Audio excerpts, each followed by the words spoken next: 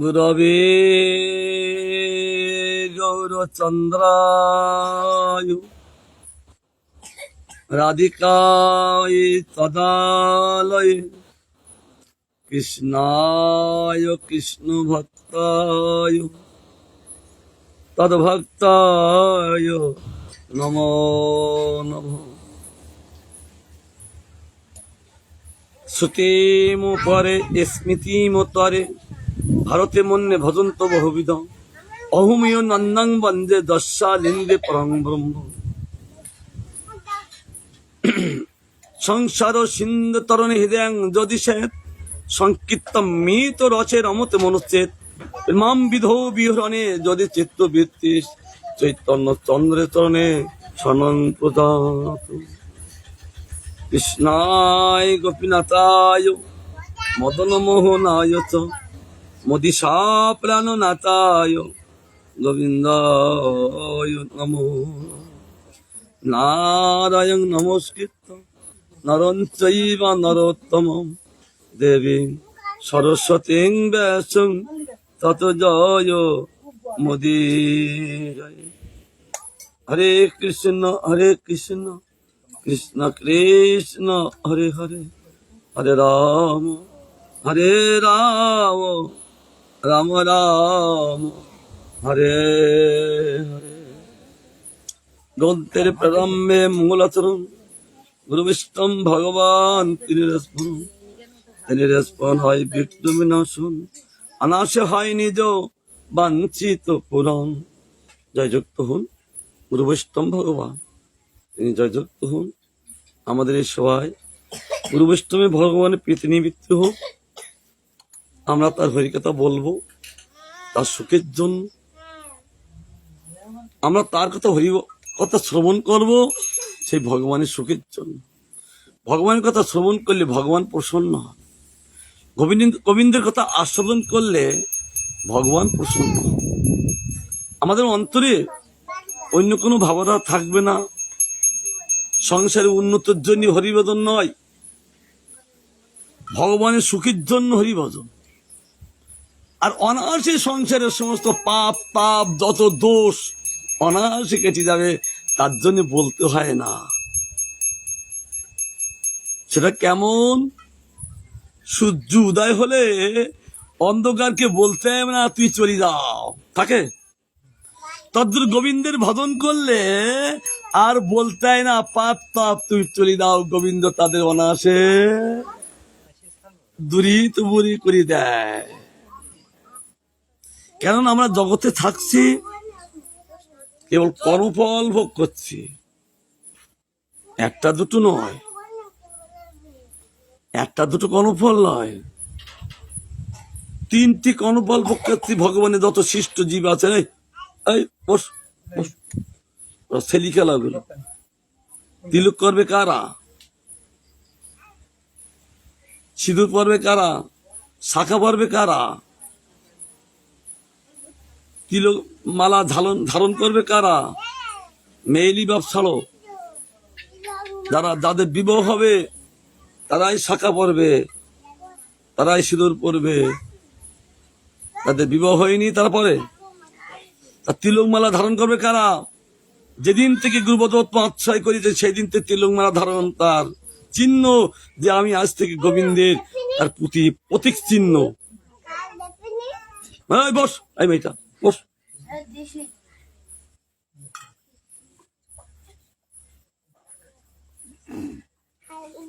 কুসংস্কার ছাড়তে হবে, গোবিন্দ কি বলছে শুনতে হবে। কথাটা কি বললাম বুঝতে পারলি তো? যেদিন থেকে যারা গুরুপদ আশ্রয় করবে সেই দিন থেকে তার তিলক মালা ধারণ করবেন, যে আজ থেকে আমি গোবিন্দের তার প্রতীক চিহ্ন ওই তিলক আর মালা। মেয়েটার প্রতীক চিহ্ন শাখা আর সিঁদুর, যে আজ থেকে আমি স্বামীর, তাই তো? আজ থেকে আমার স্বামীর, আজ আমি আর কারণ নয়। তার জন্য তার আগের গোত্র চলে গেল, এখন তার গোত্র হলো স্বামীর গোত্র। আর যেদিন থেকে আমরা গুরুপদ আশ্রয় করলাম তখন আমাদের সেই গোত্র চলে গেল, সেই গোত্র আমাদের গোবিন্দের গোত্র, গুরুদেবের গোত্র, আমার গোত্র অচ্যুত গোত্র। এরকম সূক্ষ্ম বিচার করে চলতে হবে, কেবল গতানুগত চলবো না। গতানুগত কাকে বলেন?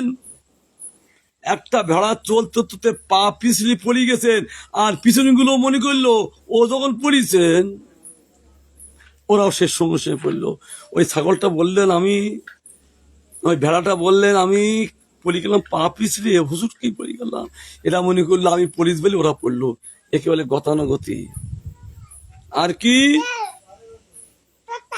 সমস্ত ভক্তগণ, নদিয়ার ভক্তগণ, তারা গঙ্গার ঘাটে চান করতে গিয়েছেন।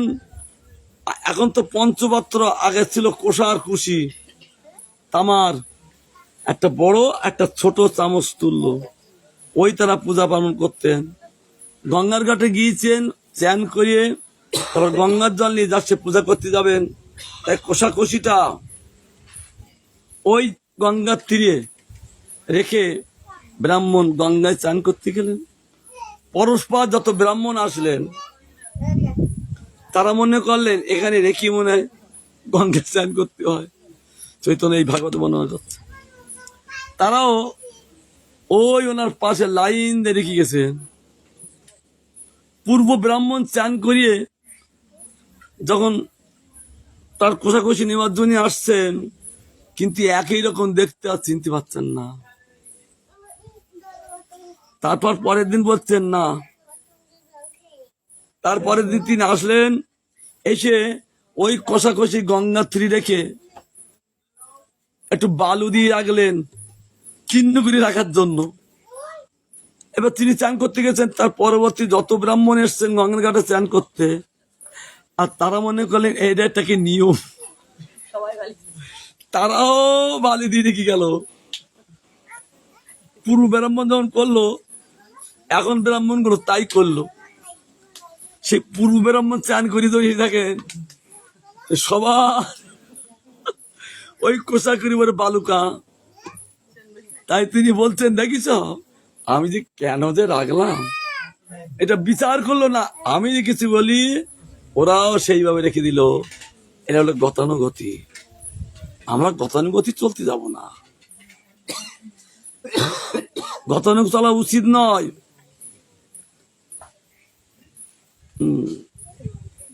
কিভাবে চলতে হবে? দেখে চলতে হবে। দৃষ্টিপুতং ন্যাসেদ পদং, যখন জ্বলবো রাস্তা দিয়ে দেখে দেখে চলতে হবে, কোনো আমার পায়ের তলায় কোনো জীব যেন মৃত্যু না হয়। বস্ত্রপুতং পিবজ্জলং, যখন জল পাবে বস্ত্র দিয়ে সেকি খাবে, কেন জলের মধ্যে বহু জীবাণু থাকে, আর ওই জীবাণুগুলো জলের মধ্যে ভিতরে দিয়ে আমাদের পেটটা গন্ডগোল করে দেয়। তার জন্য বস্ত্রপুতং পিবজ্জলং, একাদশ স্কন্ধে ভগবান উদ্ধবকে বলছেন ভাগবতে। সত্যপুতং ভাবেদ বাক্যং, সত্যব্রত কথা বলতে হবে, সত্যের জয় আছে। আর মনোপুতং সমাচারে, মনোপুত কথা বলতে হবে সবার সঙ্গে, যেন কেউ অসন্তুষ্ট না হয়। তার জন্য মনোপুতং সমাচারে, মনে তাদের সঙ্গে এমন কথা বলতে হবে তারা যেন অসন্তুষ্ট না হয়। ভগবান দেখিয়েছেন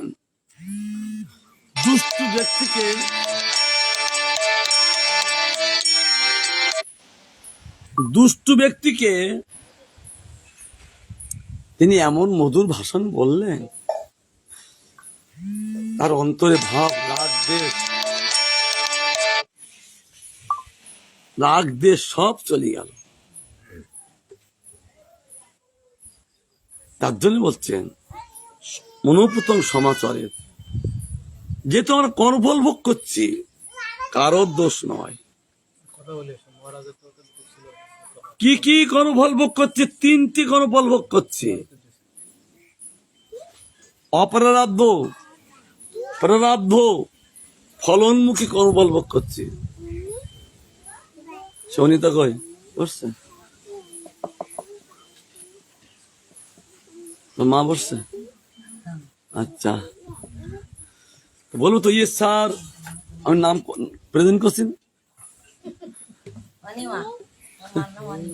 অনিমা না অনিতা না অনিতা নাম দিচ্ছে। দেখো ভগবান তিনি প্রসন্ন হন। একটা অপরারাধ্য ফলনমুখী অনাদিকাল থেকে যে আমরা কর্ম করছি, তার যে সাধন ভজন করছি, সেই কর্মফলে কখনো শোধ করতে পারছি না। এর পূর্বে যে আমরা কর্মফল করছি, যা সাধন ভজন করছি, সেও শোধ হচ্ছে না। আবার এই জন্মে আমার কর্ম করছি কি, কর্মফল কি? ফলনমুখী কর্মফল। কেউ বলবেন না আমি যা কিছু করি আসক্তি না করি, সবাই আসক্তির সহিত আশা করিয়ে তারা কাজ করে। এই ধান উঠবে, এত ধান উঠবে, আমি এই বিল্ডিং করব, কি ওই করব, কি এই করব, তাই তো? আমি এই ব্যবসা করে এই টাকা দিয়ে আমি এই করব, প্ল্যান চলতে থাকে মনের মধ্যে। কিন্তু সেইটা যখন প্ল্যানটা যখন খাটে না, তখন দুঃখ না সুখ লাভ করে? হ্যাঁ, দুঃখ। এই জন্য একে বলে ফলনমুখী কর্মফল। সেটা কেমন? ওই দেশে ছাদজেলি মল্লাখালী একটা জায়গা আছে, সেখানে আমাদের ভক্তি দেয় বনমানস কাদায় দিয়ে গ্রামে গ্রামে প্রচার করে তাদেরকে সব উন্মুখ করেছেন।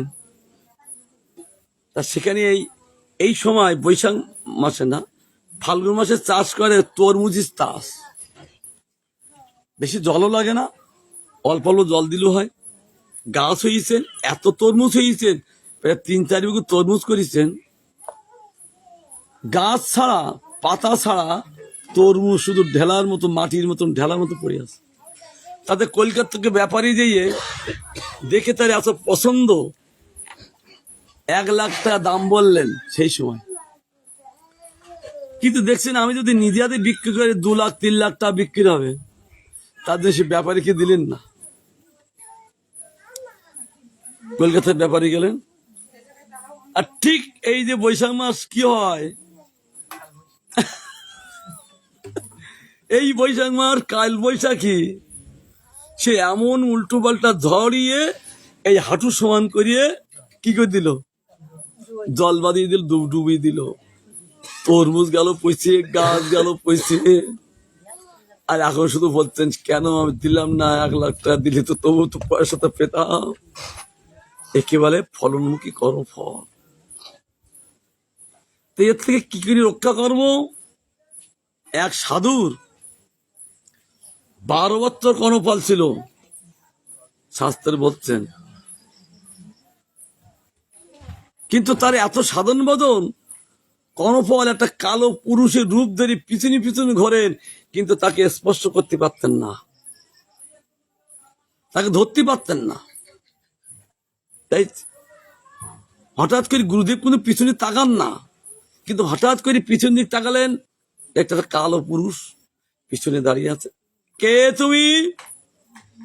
সঙ্গে সঙ্গে হাত জোড় করে সামনে এসে বলছেন গুরুদেব আমি। তোমার নাম কি? আমি কর্মফল। আপনার 12 বছর কর্মফল আপনার ভোগ ছিল, 1 বছর না 2 বছর না, কত বছর? 12টা বছর কর্মফল ভোগ ছিল। কিন্তু আমি এই পিছনে ঘুরছি, আপনাকে স্পর্শ করতে পারছেন না। আপনার এত সাধন ভজন, আমার ধরার অধিকার পাচ্ছি না। তাই গুরুদেব আমি কিসের জন্য এসেছি? আমাকে কিছু সেবা দিবেন? আপনার এই আশ্রমে অনেক সাধু শিষ্য আছেন, তাদের প্রত্যেককে তুমি আপনি সেবা দিচ্ছেন। আমি আপনার শিষ্য। এখন যখন শিষ্য বললেন না, গুরুদেবের চিত্তটা একটু বিগলিত হয়ে গেলেন, আর্দ্রতা হয়ে গেলেন। ঠিক আছে, তুমি আমার কত সময় সেবা করবে বলো? বলছে আপনার যা সাধন ভজন, 12 বছর তো সেবা করতে পারি না, তবে আমি আপনার 24 ঘন্টা সেবা করব, তাতে 12 বছরের কর্মফল সব শোধ হয়ে যাবে। সমস্ত শিষ্যদের বলতে, দেখো গুরুদেব বলছেন, তোমরা যেমন আমার শিষ্য, এই ব্যক্তি আমার শিষ্য, তোমরা যেমন আমাকে সেবাকে সুখী করো, এই ব্যক্তিকে আমাকে সেবাকে সুখী করবেন, তবে মর্মান্তর দশা প্রায় মৃত্যুর শয্যা যাবো, তোমার কান্নাকাটি করবে না, ওই 24 ঘন্টা সময় কেবল হরিকীর্তন করবে বলে বলছেন, তুমি আমাকে সেবা করো, বাস প্রায় মর্মান্তর দশা, বুঝো তো, প্রায় মৃত্যুর শয্যায়।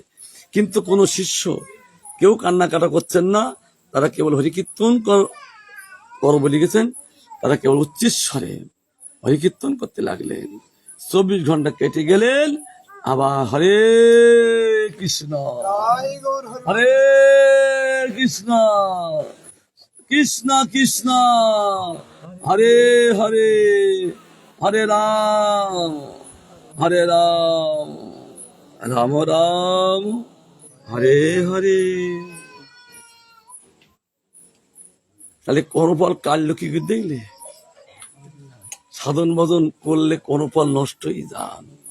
হয়তো এত বড় কর্মফল থাকেন, এইটুকু হয়ে যায়, কি একটা ধাক্কা মারি ফেলি দেয়। সাধন ভজন সাধু সঙ্গের ফল এমন, তার জন্য ওর জন্য আমাদের কিছু বলতে হবে না। যার জন্য আমরা এই জগতে এসেছি, তার সুখের জন্য আমাদের থাকতে হবে। আর যত আপাদ বিপদ সব তিনি ব্যবস্থা করবেন। আর হরিভজন হলে তার সে দুঃখ না, সে তাকে সমাদর করেন না। তার প্রমাণকে আজকে আমার শশঙ্কপু মানে শঙ্করপু বলেছে, মহারাজ আজকে একটু বিষয় বলবেন। তার প্রমাণ শিবাস, মহাপ্রভু শিবাস অঙ্গনে হরিসংকীর্তন করছেন, আর সেই সময় শিবাসের পুত্রটা মারা গেল। তার ঘরে হরিসংকীর্তন চলতে, মহারাজ সংকীর্তন রসস্থলী, কত ভক্তগণ এরকম ভাব রাজ্যে প্রেম রাজ্যে চলে গিয়ে কি তারা দশায় হরিকীর্তন করতেন, কারো বাহ্য কোনো জ্ঞান নেই। শিবাস বুঝতে পারলেন, তার জন্য যেন তারা উচ্চস্বরে না কাঁদে ঘরের লোক। তার জন্য তার স্ত্রীকে বলতে, এই আমি জানি পুত্র মরলে শোক হয়, যদি শোক করতে হয় এই সময় না, পূর্ব এখন হরিসংকীর্তন করছেন, তার হরিসংকীর্তনের জন্য ব্যাঘাত না হয়। আর আমার কথা তুমি যদি না শোনো, তাহলে আমি এখন গঙ্গায় গিয়ে এই দেহটা বিসর্জন দিয়ে দেবো। কিন্তু যখন বললেন, তারা 4 ভাই, 4টি স্ত্রী, ছেলে মেয়ে আছেন, সব একই সঙ্গে। কিন্তু শিবাসের কথা শুনে তারা একটা কেউ কানলেন না। সংকীর্তন সমাপ্তি,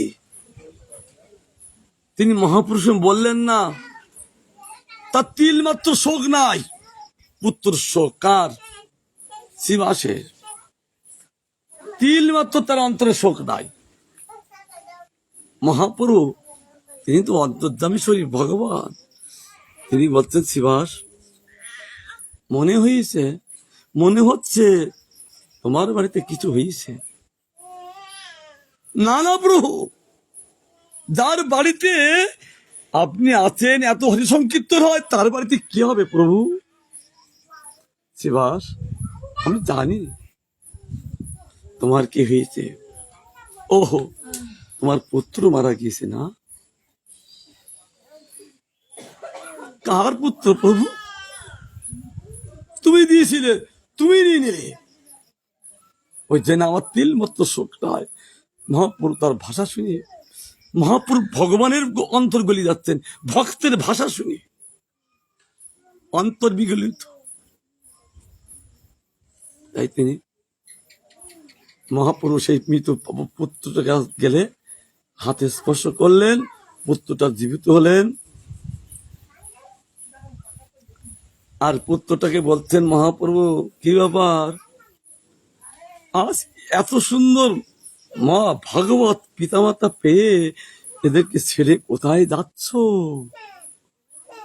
সব ভক্তগণ শিবাসঙ্গনে ভরা, তারাও আছেন শিবাসের বাড়িতে। আর পুত্র বলছেন, হ্যাঁ প্রভু, এরা আমার কোন জন্মের পিতামাতা। কে বলছেন বলতো? ওই মৃত পুত্র যখন ভগবান মহাপ্রভু স্পর্শ করলেন, তখন সেই ছেলে বলছেন, প্রভু এরা আমার কোন জন্মের পিতামাতা।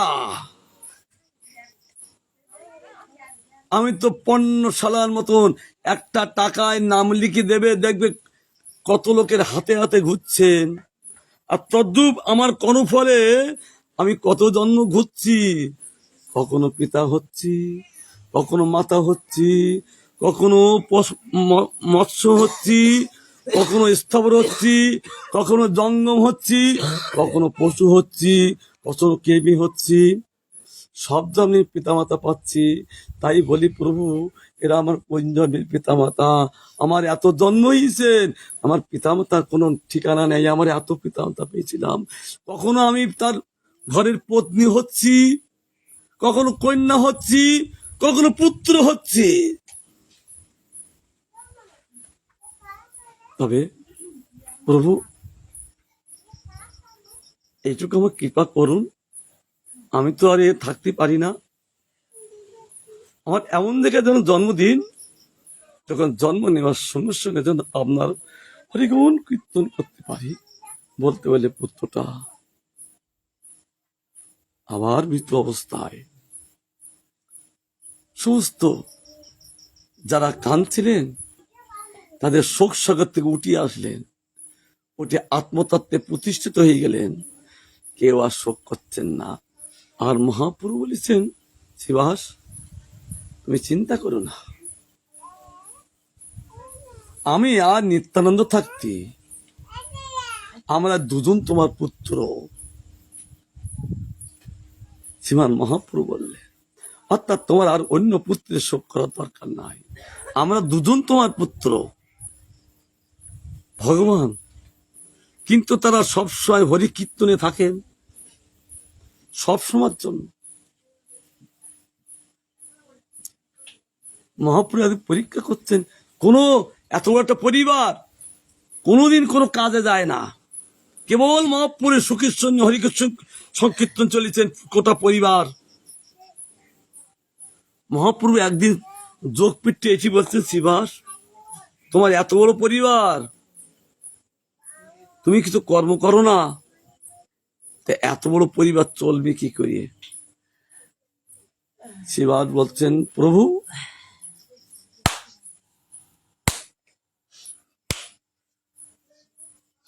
কি শিবাস তিনটে তালি মারলে কেন? তিনটে তালি মারলে কেন? আমি তো বুঝতে পারলাম না। এত ভগবান বুঝতে পারেননি? ভগবান তো বুঝতে পারেন, কিন্তু তুমি যখন তালি মেরেছ তোমার মুখ দিয়ে তার ব্যাখ্যা করো, ব্যক্ত করো। তখন তিনি বললেন, প্রভু একদিন, দুদিন, 3 দিন অপেক্ষা করো, যদি না চলে তাহলে এই দেহটা গঙ্গায় বিসর্জন দেব। সঙ্গে সে মহাপ্রভু করে বলতে, শিলাস আমার প্রতি তোর এত বিশ্বাস, লক্ষ্মী যদি দাঁড়া দাঁড়িয়ে ভিক্ষা করে, তোর কখন কারোর দ্বারা ভিক্ষা করতে যেতে হবে না। এই গ্রন্থ মধ্যে বলছেন শাস্ত্রে, বললে চোখের জল। তাহলে আমরা কার জন্য চলবো? যার জন্য চললে আর কারোর জন্য ছুটতে না, আমরা সেই গোবিন্দের জন্য ছুটবো। আমাদের গোবিন্দ দরকার। একটা বালককে, এরকম একটা বালককে জিজ্ঞাসা করছেন আমার গুরু মহারাজ, সেখানে তার পিতামাতা আছেন, আরো অন্য দেবদেবীরা আছেন, রাধা কৃষ্ণ আছেন। গুরু বৃন্দাবনে দর্শন করতে গেছেন। গুরু মহারাজ বলছেন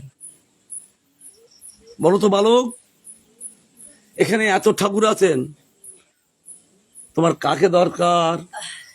পিতামাতাও আছেন, তারা দর্শনে গিয়েছেন। বালকটা বলল, আমার রাধা কৃষ্ণকে দরকার। আর গুরু মহারাজ বলছে, জয় হোক বালক, তোমার জয় হোক। বলে এই রাধা কৃষ্ণ যদি থাকে আমি সবাইকে পাবো, কিন্তু রাধা কৃষ্ণ যদি না থাকে আমার পিতা মাতাও পাবো না।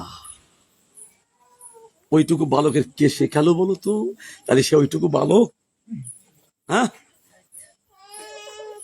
ওইটুকু বালক নাই, বালকের অভিনয় না। যাতে নির্ধারণ করে বললেন কি করি, আমার রাধা কৃষ্ণকে চাই, আর রাধা কৃষ্ণকে পেলে আমি সবাইকে পাবো।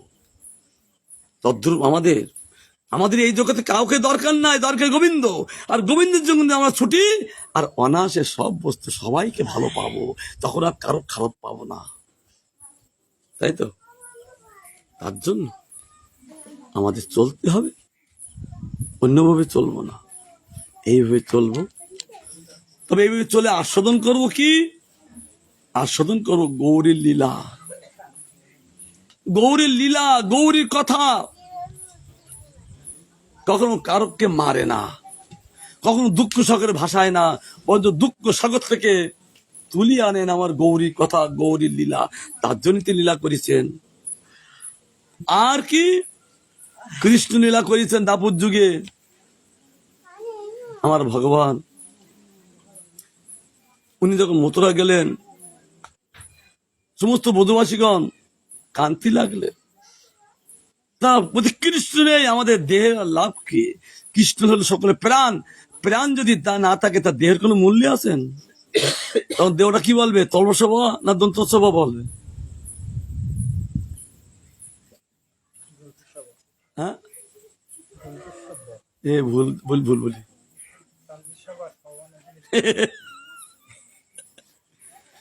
যদি দেহ যদি প্রাণ না থাকে, তার দন্তসভা বলবে না তলসভা বলবে? হ্যাঁ, সম্মানে পুঁজি আছে তো, তোমার পুঁজি কমিয়ে গেল, ওই দন্তসভা বললে তলসভা হবে। এই জন্য তারা মরতে চান, কৃষ্ণ কৃষ্ণের কথা কাউকে মারে না। কৃষ্ণের গুণ যে একবার শ্রবণ করে, কাউকে সেই গুণ থেকে তাকে কে দূরীভূত করে না। গৌরী কথা তদ্রূপ, শ্রবণ করলে গৌরীর কথা কাউকে মারে না। এর জন্য আমাদের সকলকে বাঁচিয়ে রাখার জন্য গ্রন্থ আকারে এই লীলাগুলো আমাদের কাছে উপস্থিত। এই লীলা রস পান করলে সকলেই বেঁচে থাকবে, এটা আমাদের আস্বাদ্য। আমরা সেই লীলাটা আস্বাদন করি, তার জন্য মুখবন্দনা করলাম।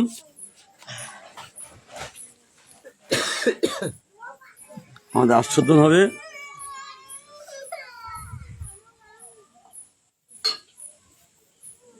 আদিখণ্ড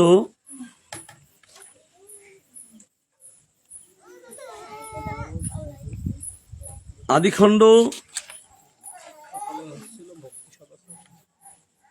এটা বলো। হ্যাঁ,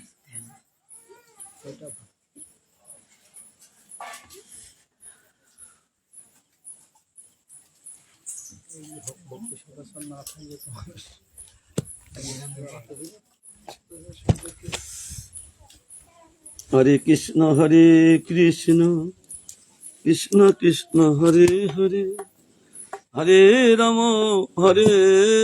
রাম, রাম রাম হরে হরে। 340 পৃষ্ঠা না?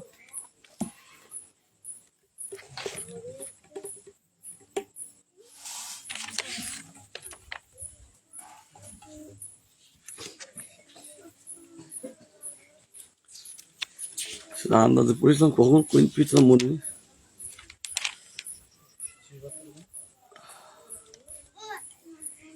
যখন তারা বের করে সেটা পড়েছে। হরে কৃষ্ণ কৃষ্ণ কৃষ্ণ হরে হরে, হরে রাম রাম রাম হরে হরে। হরে কৃষ্ণ হরে কৃষ্ণ কৃষ্ণ কৃষ্ণ হরে হরে হরে রাম রাম রাম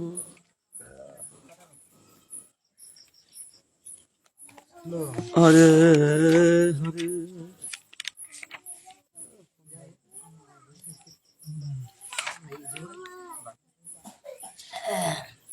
সেটা নিকো, সেটা বের করতে এলি, সেটা হঠাৎ বের করেছিলাম,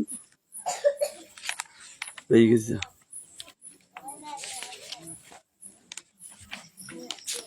হরে কৃষ্ণ হরে কৃষ্ণ।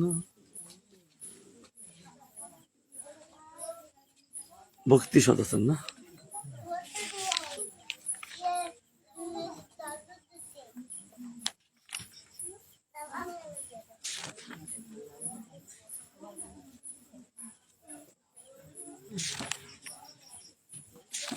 কৃষ্ণ কৃষ্ণ হরে হরে হরে রাম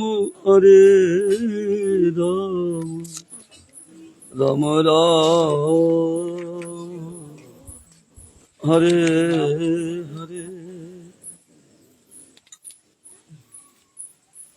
তখন ওটা দাগ দিয়ে চিনে গেল না, যখন যেটা ভাত খুলি তখন পারতাম চিনি ডালাম। ভক্তি সদাচারের মধ্যে বলেছেন হরে কৃষ্ণ কৃষ্ণ কৃষ্ণ হরে হরে হরে রাম। কত পৃষ্ঠা মনে রাখ।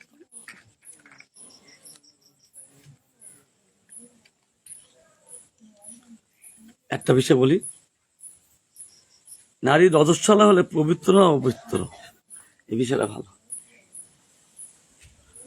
রজস্বলা মানে মাস যেটা তার মায়েদের হয়, এটা পাপ।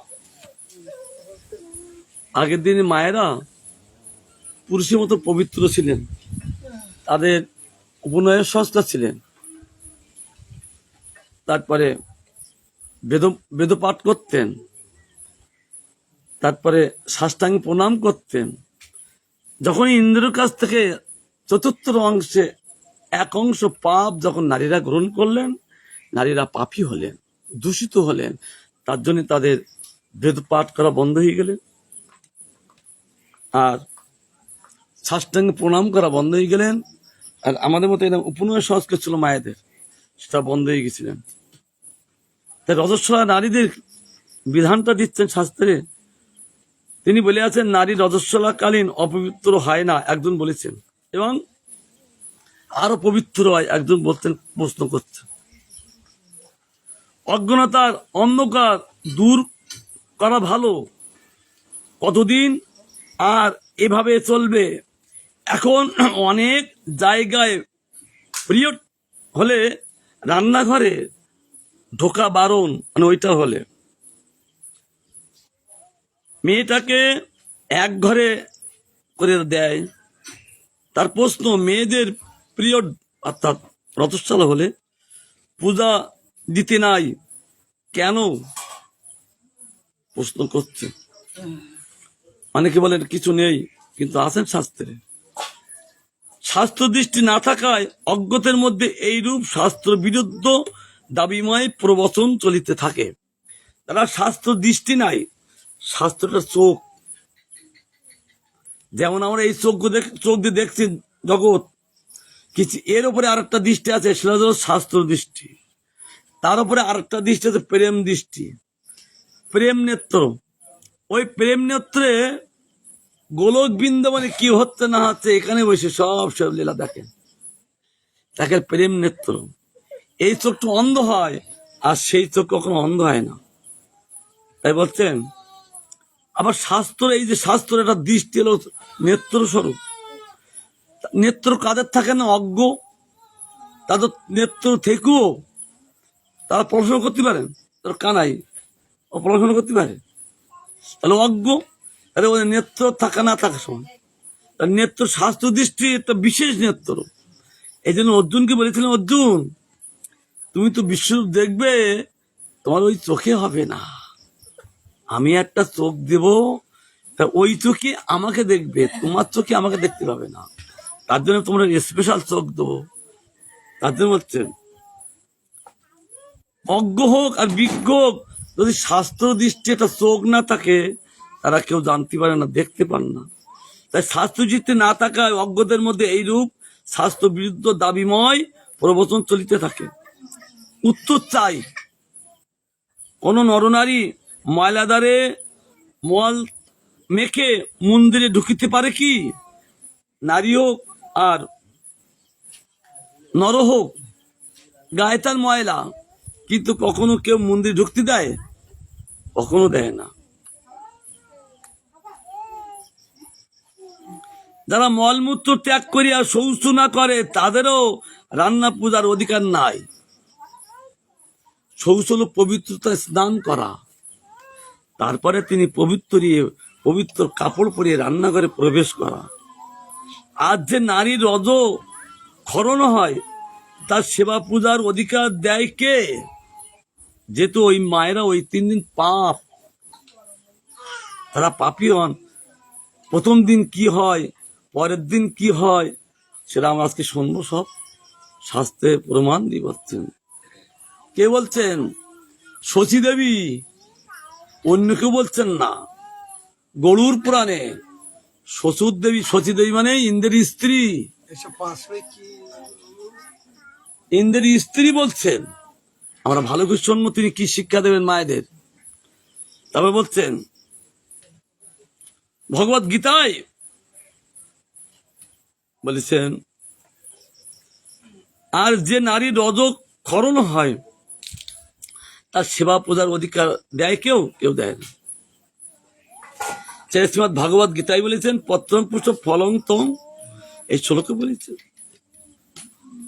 শ্লোকের টিকায় শ্রী বিশ্বনাথ চক্রবর্তী ঠাকুর বলেন, মদ ভক্ত সাপ্পা পবিত্র শরীরে সতী নামিতাহ প্রজতাত্মন, শুদ্ধ শরীর সেটি রজস্বালাদয় ব্যবিত্তা। অনুবাদ, আমার ভক্তেরও অপবিত্র শরীর হইলেও পত্র পুষ্প ফল জলাদি গ্রহণ করি না। ভগবান বলছেন, কারণ ভক্ত তো রজস্বলা হয়, ভক্ত নারীদের। ভগবান বলছেন সেই সময় আমি তাদের হাতে গ্রহণ করি না। এই জন্য বলিলেন প্রজতাত্মন, অর্থাৎ শুদ্ধ শরীরে। এই শব্দ দ্বারা রজস্বলা প্রভৃতি অশুদ্ধ শরীর ভক্তকে পরিত্যাগ করা হইল। প্রজতাত্মনা অতি প্রযত্নের সহিত, অর্থাৎ শুদ্ধ শরীরে যারা আমাকে ভোগ লাগায়। গীতাই বলেছেন 10 অধ্যায়ে, পত্তং পুষ্টং ফলং তং জমে ভক্ত প্রযচ্ছতি তদাং ভক্ত প্রশ্নাবি প্রজাত্মনা বলেছে শাস্ত্রে, বহুত প্রজাত্মনা। তাই বলছেন প্রজাত্মা শব্দের অর্থ হল শুদ্ধতার সহিত, অতি যত্নের সহিত যারা আমাকে দেয় আমি গ্রহণ করি। কিন্তু নারীর যখন রসচ্ছলা হয়, তারা অশুদ্ধ, তখন তিনি গ্রহণ করেন না। এই বিধানে পুরুষের যিনি বীর্যস্খলন দোষ থাকে, তা হইলেও তারাও সেবা পুজোর অধিকার থাকে না। আচ্ছা, হ্যাঁ, পুরুষও তো বীর্যস্খলিত হন, তবে তারা ভোরবেলায় চ্যান্দের করে ব্রহ্মগাত্রে জপ করে শুদ্ধ হন। বিধান আছে। কারণ নারী হোক আর পুরুষ হোক, ওই বীর্য শরীরে থাকে না। ওই বীর্যটা মানে শুক্র বীর্য তৈরি হয়। ওই বীর্যগুলো তৈরি হয় খাদ্য থেকে। ভাগবত গান করছেন, খাদ্যের থেকে 7 প্রকার ধাতু তৈরি হয়। রুধির মাংস ত্বক করা হলো, রুধির মাংস ত্বক মেদ মজ্জা অস্থি শুক্র করা হলো, পঙ্কজ 7টা হলো। এই সব তৈরি হয় এই খাদ্য থেকে। 7 প্রকার ধাতু যদি শরীরে না থাকে, শরীর ভালো বেজে যায়। এই জন্য ধাতুর শব্দ শক্তি।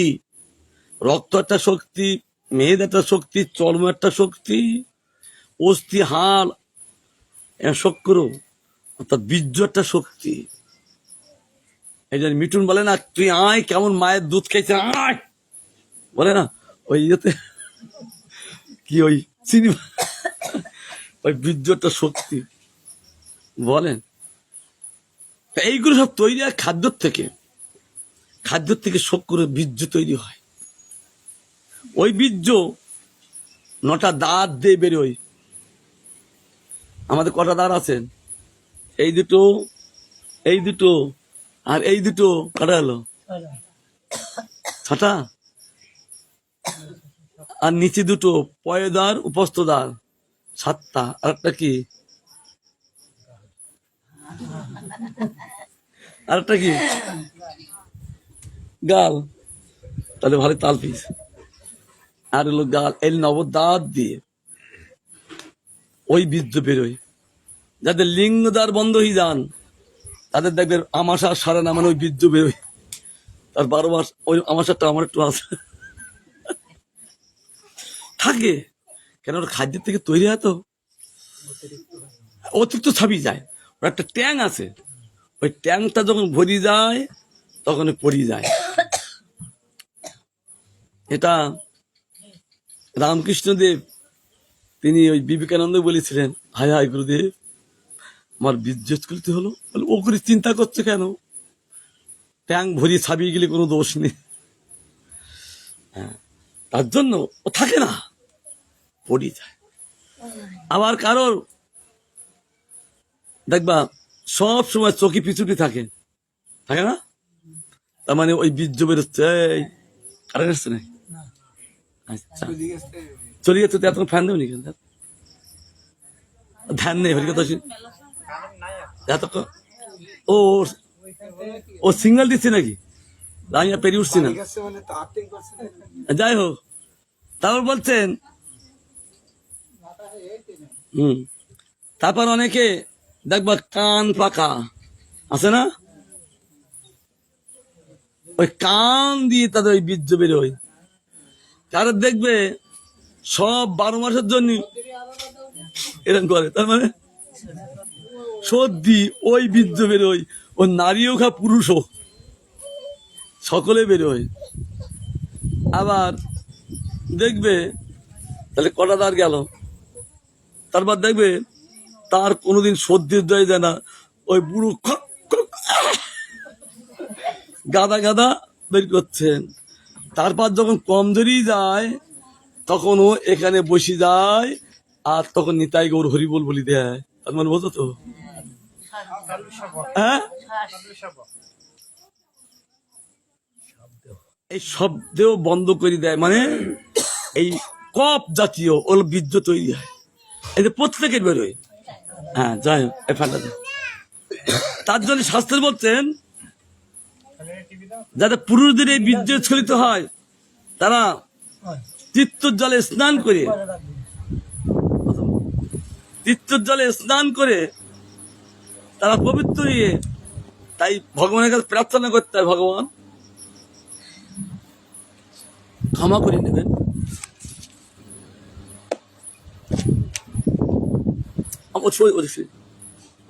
আমার লাগবে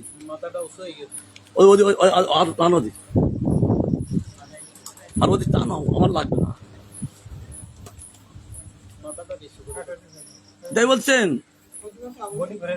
এটা কোথায় বলেছেন, কথা বলেন, একজন কথা বলেন। গরু পুরাণের রজস্বলা নারীদের দর্শন স্পর্শ সম্প্রসাদে নিষিদ্ধ। পুরাণের মধ্যে একটি পুরাণ বলছেন, এটা পদ্ম পুরাণ বলেছেন এবং গরুর পুরাণে বলেছে, যাদের রসস্বলা হয় ওই দিন আগের দিনই বিধান ছিলেন ওই 3 দিন পিতা মুড়ি যাচ্ছে বললি শোনেন।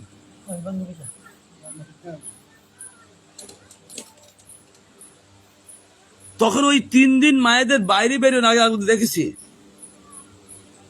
এখন তো আবার ওই অবস্থায় আবার ট্রেনে বাসে চলছে, খুব দিদি দাদার সঙ্গে হাসি ঠাট্টাকে চলছে। তার দেশের অকল্যাণ হবে না, কি কল্যাণ হবে বলো? অনাচার হবে না তো এমনি হবে।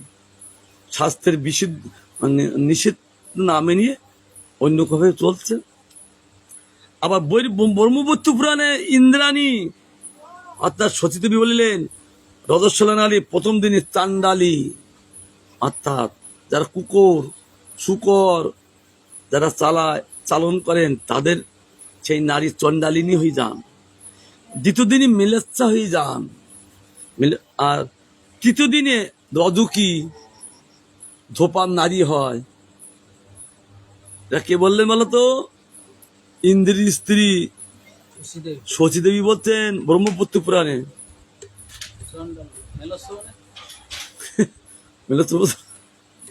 এই দেশে ভরা আছে না, এদেশে তোমার কম ওরা বেশি না, ভরা ওই হয়ে যান। আর ব্রহ্মহত্যা পাপে এই রজরূপে নির্গত হওয়ায় তৎকালে তার সেবা পূজার অধিকার থাকে না। তাই সতীদেবী বলছেন ইহা অজ্ঞানতার উক্তি হয় না। সেই সতীদেবী উক্তি যাদের কর্ণগোচর হয় নাই তারা তর্ক করে, যারা এই কথা জীবনে কারোর কোনদিন কথা কেউ শুনিনি তারা তর্ক করে, কিন্তু যিনি শোনেন তিনি তর্ক করে না। তাই বলছেন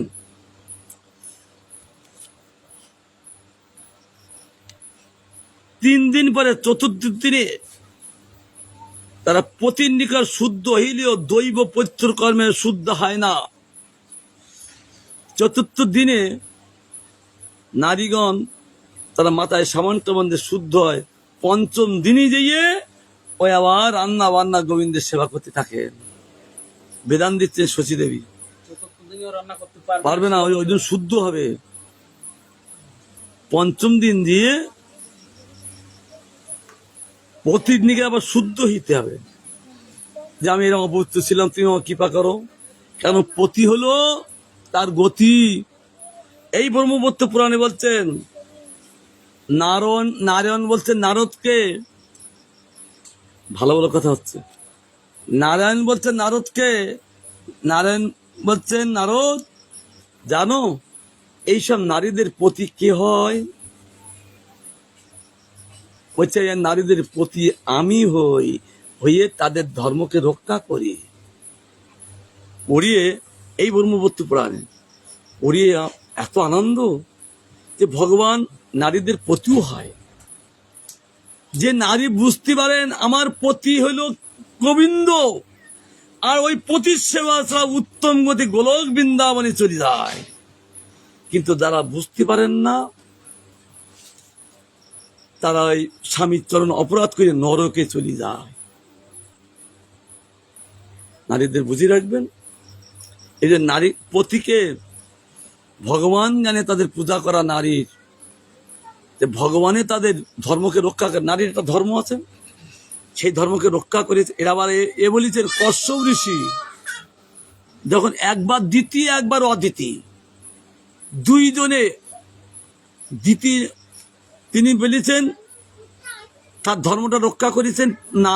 পতি কশ্যপ হল ভগবানের বিভূতি, ভগবানের কশ্যপরূপী জগতের সকলের মর্যাদা রক্ষা করছেন।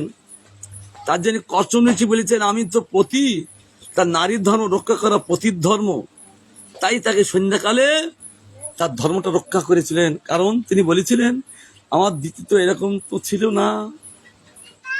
কারণ যারা সাধু তারা কেন হচ্ছেন বুঝতে পারেন, যারা অসাধু তারা বুঝতে পারেন না।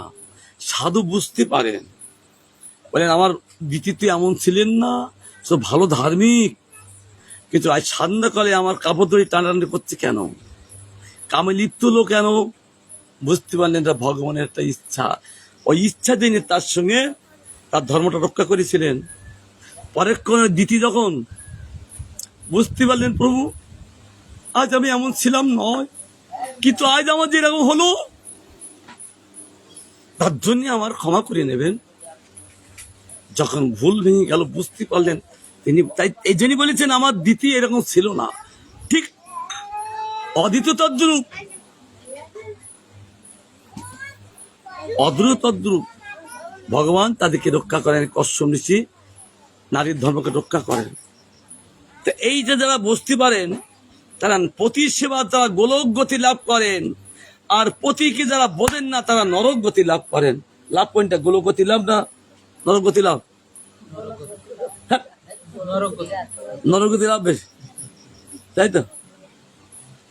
নরগতি লাভ হবে না, লাভ কোনটা? প্রতিসেবা গোলক গতি লাভ হয়। ভগবান নারদকে বলেছিলেন। তাই বলছেন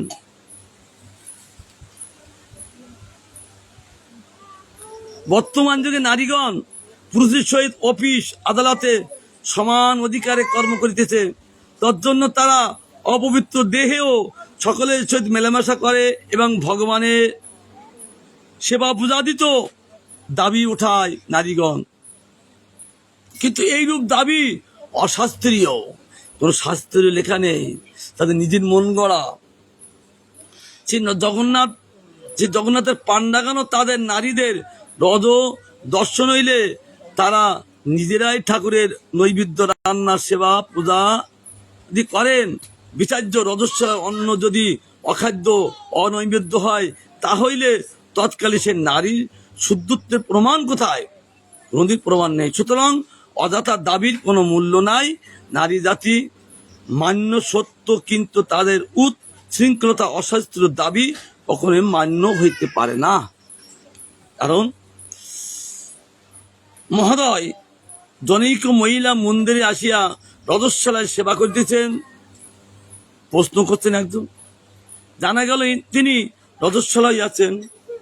তবে রজস্বলা হয়েছিলেন আর কে? তার হাজার হাজার শাড়ি দিয়ে তার ধর্মটা রক্ষা করেছিলেন কে? দ্রৌপদীকে। দ্রৌপদীকে যখন ওই তার বস্ত্র হরণ করছিলেন, সেই সময় তিনি রজস্বলা ছিলেন। কিন্তু একটা নারী বিপদে বলেছেন, তার জন্য ধর্ম ওই শাড়ি হইয়ে তার লজ্জাকে আবরণ দিয়ে তাকে রক্ষা করেছিলেন। বিবাদের সময় দোষ নাই। সর্বসময়কে যখন তার বস্ত্রহরণ করছে, তার জন্য ভগবান তাকে রক্ষা করলেন। তিনি সমর্থ, তিনি পারেন সবকিছু। তাই এখানে বলছেন যে তাতে রন্ধনশালা হইতে বাইর হইতে বলিতে তিনি বলিলেন, গুরুদেব আমাকে এমত অবস্থায় মন্দিরের সেবাদি করিতে আদেশ করিয়াছেন। তিনি তর্ক উঠাইয়া বলিলেন, শ্রী শশী মাতা রজস্বলা হইলে নিমাই কি তার স্তন পান করেন নাই? শশী মাই তো রজস্বলা হয়েছেন, কিন্তু পুত্রটা তো ছোট, তার ছোট অবস্থায় মা কি করেন? সেই সময় তার দেয় না? অবশ্যই দেয়। তর্ক উঠিছেন। তো শশী মাতা রজস্বলা অবস্থায় নৈবেদ্যাদি রন্ধন করেন নাই, পুত্রকে দিয়েছেন বালক হিসেবে। যে তারা পুত্র বালক, ভগবান নররূপী লীলা করছেন, নরের যে স্বভাবটা সেটা তো ভগবান দেখিয়েছেন, তার জন্য তিনি দিয়েছেন, কিন্তু রন্ধন করেন না। চৈতন্য ভাগবত এর মধ্যে লেখা রয়েছে।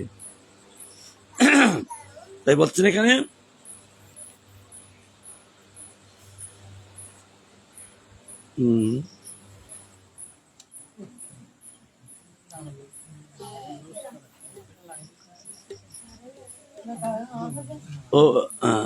তিনি করেন নাই, তার জন্য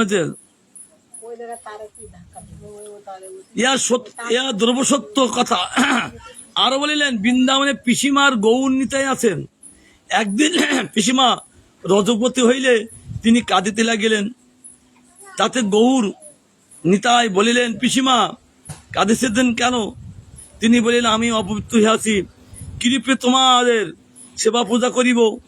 গৌর নিতাই বলিলেন, যেরূপ আমার মা আমার সেবাদি করিতেন, আপনি সেই রূপেই আমাদের সেবা পূজা করিবেন। প্রশ্ন, তাহলে কেন হবে না? সেখানে ভগবানের দাবি, সেখানে কোনো প্রশ্ন খাটবেন না। সেখানে ভগবানের দাবি নেবে, কোনো প্রশ্ন খাটবেন না। তাই বলছেন বৃন্দাবনে লুই বাজারের কাছে পিসিমা নিতাই গৌর আছেন। এই বাংলাদেশে বালি ছিলেন।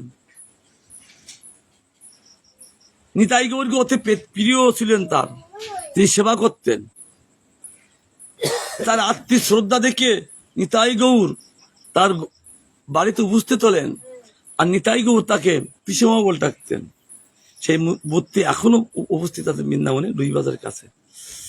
তাই বলছেন, আমার মা যেমন আমাকে দুধ পান করাতেন, রন্ধন করাতেন, আমি যেমন গ্রহণ করতাম, আর তুমি আমার মাতৃতুল্য, তুমি এটা করো, তাতে কোনো দোষ নাই। জানেন শ্রীকৃষ্ণ রজস্বলা দ্রৌপদীর অঙ্গ বস্ত্ররূপে স্পর্শ করিয়াছিলেন, সুতরাং রজমতি পিসিমা যদি সেবা করতে পারেন, আমরাও পারিব না কেন? এটা নারীর উক্তি, নারী দাবি করছেন। উত্তর দেখুন, কার্যাকার্য বিষয়ে শাস্ত্রের প্রমাণ, কার্য হোক আর কোন কার্য হোক, এটা শাস্ত্রের প্রমাণ দেবে, এটা কারো দাবি চলবে না। দাবি চলবে এই জগতে স্লোগান, কিন্তু ওই জগতে কোনো দাবি নেই, অভিযোগ নেই, সেখানে আছে মাত্র মনোযোগ। তবে এই বিষয়ে শাস্ত্র কি বলিয়াছেন তাই আলোচ্য, স্বীকার্য তথা প্রতিপাল্য। শাস্ত্রের রজস্বলা অদৃশ্য, অস্পৃশ্য এবং অসম্ভাষ্য, তার সঙ্গে কথা বলা যায় না।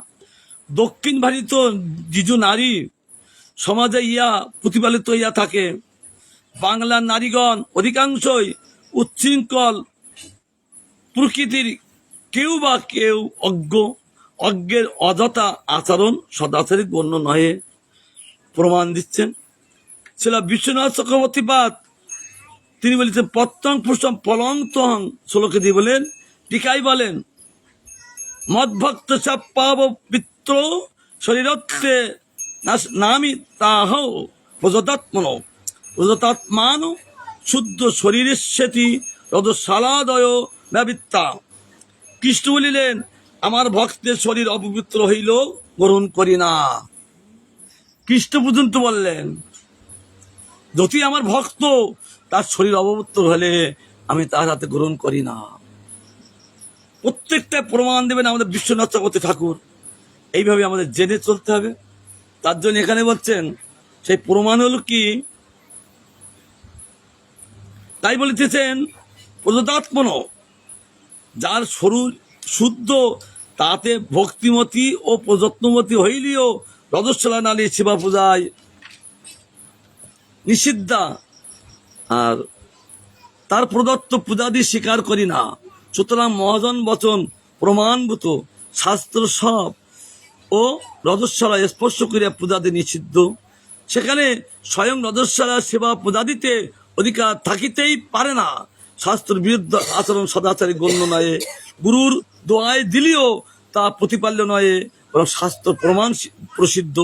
বরং যে গুরু শিষ্যকে মৎস্যাদি খাইতে অনুমোদন করেন বা স্বয়ং তা সেবন করেন, তা গুরুত্ব স্বীকৃত হয়ে নহে। মৎস্যাসী কালিদাসের শিষ্যত্ব তা মান্য নহে, প্রমাণ শাস্ত্র দেবে। নিন্দার কারণ কি? ছিল ভক্তি সিদ্ধান্ত সরস্বতী গোস্বামী ঠাকুর বলে আছেন যে, যদি কেউ অকারণে তোমাকে নিন্দা করে, তবে জানিতে হইবে তোমার কোনো স্বার্থের হানি হইয়াছেন। কি সিদ্ধান্ত! কেউ কারো যদি কেউ নিন্দা করেন, তাহলে জানতে হবে তার কিছু স্বার্থের হানি হয়েছে, তার জন্য তোমাকে নিন্দা করছেন। স্বার্থের হানি হইলে জীব নির্দোষী ব্যক্তিকে নিন্দা করে। তার দুই বন্ধুত্ব চলতে চলতে তাদের কিছু স্বার্থী হানি হলো, তখন সে বন্ধুত্বকে নিন্দা করতে লাগলেন। নির্দোষী ব্যক্তিকে নিন্দা করে থাকেন, ইহাই বাস্তব সিদ্ধান্ত। অন্যতা তার নিন্দার অন্য কোনো কারণ নাই। অপরদিকে স্বার্থের খাতিরেই একে অপরের প্রশংসা করে। তোমার মতো কেউ হয় না। আমাদের ওদেশে ছিলেন, যখন আম, কাঁঠাল, লিচু যখন পাকতেন, সময় হতেন, আর কিছু কিছু তাদের একটা ছেলে ছিল, আর তার বাড়িতে ছেলের সঙ্গে খুব বন্ধুত্ব করত। এখন বাড়িতে এত বন্ধুত্ব করত, ওই কলকাতায়, তার নাম দুলাল, এই বাংলাদেশে বাড়ি ছিল। সে ওই যতদিন আম কাঁঠাল ততক্ষণ বন্ধুত্ব, আম কাঁঠাল ফুটে গেলে আর বন্ধুত্ব নেই। এইরকম ভাবে স্বার্থের খাতিরে তারা বন্ধুত্ব করেন, প্রশংসা করেন। সুতরাং স্বার্থের হানিতে নিন্দা ও সিদ্ধিতেই আবার প্রশংসার ব্যবহার প্রসিদ্ধ। কখনো বা অপরের উৎকর্ষ দেখিয়া কোনো অশিষ্ট ব্যক্তি মৎস্যতা বসেও অযথা নিন্দা লিপ্ত হয়। নিন্দা ধর্ম না হইলেও তা তাদৃশ স্বার্থপর ও মাৎসর্য পরদের ধর্ম ইহা থাকে। কখনো বা কোনো স্বার্থপর নিজের অসাধুত্বের প্রকাশকারী সাধুকে নিন্দা করিয়া থাকে। সাধুত্ব নিন্দা থাকেন, কারণ সাধুত্ব কিছু হয়, স্বার্থের হানি হয়, তার জন্য নিন্দা করি থাকেন।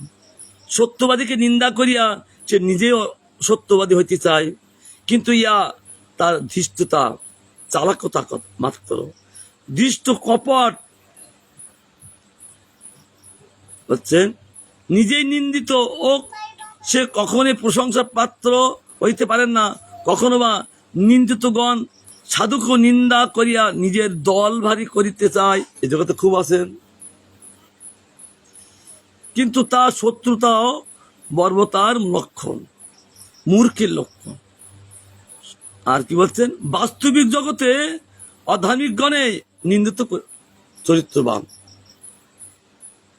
তারা এই বাস্তব জগতে অধার্মিক গণ। যারা ধার্মিক তারা কখনো নিন্দা করেন না, যারা অধার্মিক তারা একে অপরকে নিন্দা করেন। তার সাধুই যদি অপর সাধুকে নিন্দা করে, তারা অধার্মিক সাধু না। এটা তো সকল জায়গায় আমি দেখছি, সব জায়গায় তো যাই, দেখ সাধু হিংসা। আমি বলি তোমার সাধুই না, সাধুগুলো হিংসা করে নাকি?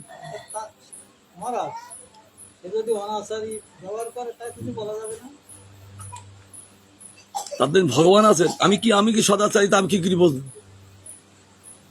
আমি যে সদাচারী, আমি যে সব পালন করছি, আমি যে একদম ধোয়া তুলসী পাতা, তা নয়। জীব মাত্রই দোষী, জীব মাত্রই দোষী। তাহলে একে এক দোষী অপর দোষীকে কি বিচার করতে পারেন? এই জন্য এই জগতে কেউ সুষ্ঠুভাবে বিচার করতে পারেন না। কোর্ট কাছারি কি বিচার করে জানেন তো? 5,000 টাকা 10,000 টাকা দিলে বিচার উল্টে ঘুরিয়ে ওই যদি সাক্ষী ঘুরিয়ে যায়। কিন্তু এইরকম নয়। তার জন্য যিনি নির্দোষ, তার কাছে সাক্ষী নির্দোষ ভগবান, আর তার কাছে ছেড়ে দিলি সুষ্ঠু বিচার করেন। আমি বিচারক না, আমরা কেউ কর্তা না। বিচারক ভগবান, কর্তা ভগবান, তার জায়গায় আমরা আছি। তা আমরা কেন, আমরা কি বিচার নাকি? কাকে বিচার করবো? জীব জাতিকে তোমার নাকি? ওই পুত্র কন্যা পিতামাতা বিচার করতে পারেন, অপরকে বিচার করতে পারে না, পারে? তাই এই জীব জাতি সব ভগবান বিচার করতে পারেন, আমরা পারি না।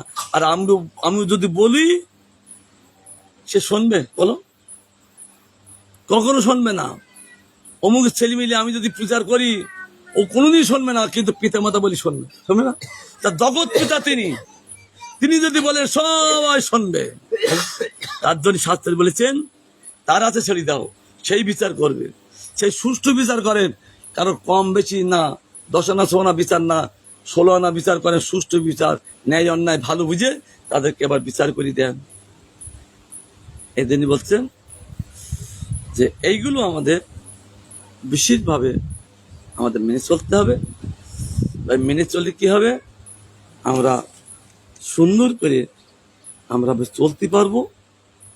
চলার পথে দৃশ্য তো অনেক আছেন, কিন্তু সেই সব দৃশ্য আমার সেটা প্রয়োজন না। কিন্তু আসেন, আমার প্রয়োজন গোবিন্দ। জীব মাত্রই গোবিন্দের প্রয়োজন।